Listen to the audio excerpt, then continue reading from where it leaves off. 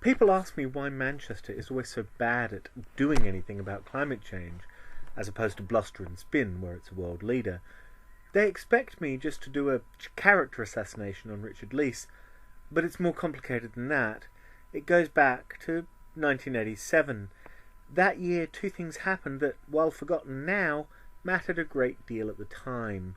Firstly, the Brundtland report on our common future paved the way for the discussion of sustainability and sustainable development. Secondly, Labour lost the 1987 general election, giving Margaret Thatcher another 5-year term. Brundtland had little obvious effect on Manchester, but Kinnock's defeat in that election meant that Manchester Labour's brief and tepid experience of, or rhetoric around, municipal socialism came to a screeching halt.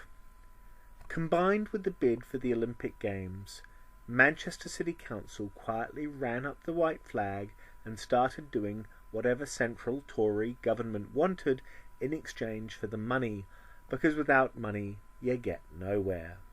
The language of, and slowly the reality of, partnership became crucial.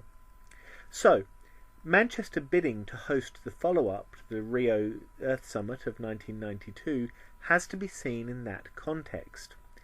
That 1994 Global Forum was a bit of a damp squib though, and combined with the local Agenda 21 process that the council had to destroy because people wanted a tax on aviation, and the protests around the second runway, gave environmentalism a bad name.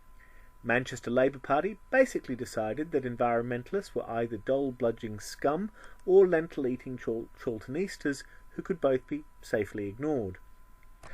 But that doesn't mean there is no rhetoric around the greenest city this or clean air that.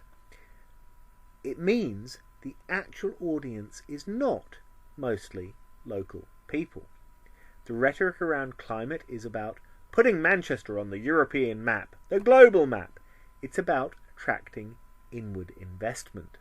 So rhetoric, yes, but the actual regulation and big stick that you might need to turn the goals into realities, those would scare off investors. Those would have the Daily Mail muttering about loony left councils. So there's a game being played.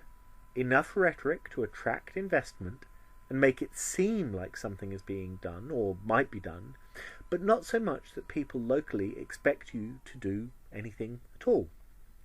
Academics will talk about the spatial fix and the sustainability fix, and for once academic concepts can actually help us understand the world. Had to happen sooner or later. What is to be done? Understand that in a city where the votes are basically weighed, not counted, where one party has 94 of the 96 seats, there is no actual political debate. It's just a question of how do we stop these residents from stopping us paving over the latest bit of greenery and attracting more investment to the city. That's it.